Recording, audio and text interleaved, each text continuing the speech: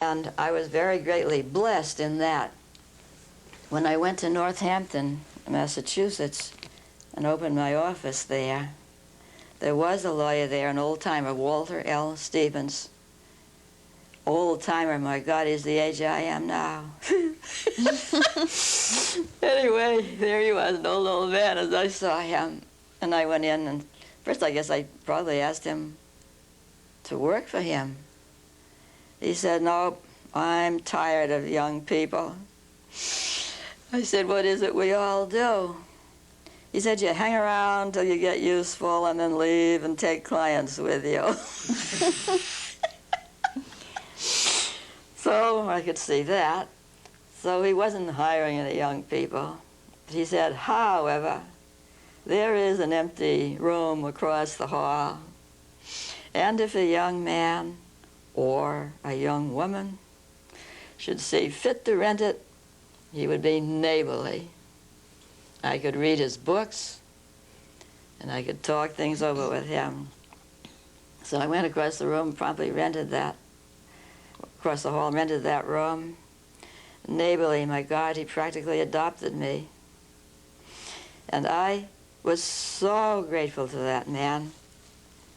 He used to bring his lunch in a little pail, and he ate it in a windowless closet of his room, and I was allowed to eat lunch with him. And that's where I learned to practice law. I would go in terror, in puzzlement, and everything, and eat lunch with him, and he would sit there and tell me what I was doing. So that was your apprenticeship? It was my apprenticeship. And at first, I thought it was so remarkable that he was doing this for me. And then, as I talked to the other lawyers in that area, he had done it for all of them. He believed that he was supposed to do that. Oh, he had apprenticed himself in the law office of Calvin Coolidge. The Calvin Coolidge. Hmm? The Calvin Coolidge. Yes, the president. Yes. He had an office in Northampton, Calvin Coolidge. So I tried to carry that on for a long time. It had been given to me. And I tried to give it back. And any lawyer who was newer or younger, even, God forgive me, dumber, then I tried to help. I tried to teach because I was repaying a debt. There was no way I could repay Walter Stevens back to him, but I could try to repay to the Bar Association by paying downwards to those newer than me. And he really did teach me how to practice. In addition to that, his secretaries told me how to type. And Catherine, you are always available for the younger and not so younger lawyers on the telephone. When Always. Day and night, you're there. If they Day need and you. night, yes. I have an extension in my office phone on my bedside table. And day and night, I would never fail to help another lawyer. And it isn't that I have such marvelous giving character. It's this apprentice system. I think that I'm just paying a debt. It was given to me. So when I say I didn't learn much at BU, I repeat, I'm not trying to insult BU, it's just the wrong system. Now, on the other hand, Walter L. Stevens once saw a whole bunch of notebooks I had on different subjects I had made in law school.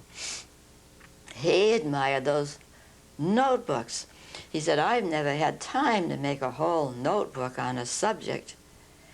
In other words, when he was learning, he was working. So I guess if we could combine the best of the two systems, we'd have something of the best. That is, the actual reality of practice. If you come out of law school, just come out of the library, you don't know the front door from the back door of the courthouse. You don't know where it is. You don't know what to do when you get there. Someone wants to buy or sell a piece of land, you don't know how to do a deed. So you have to have this practical daily life in addition to how to do the work.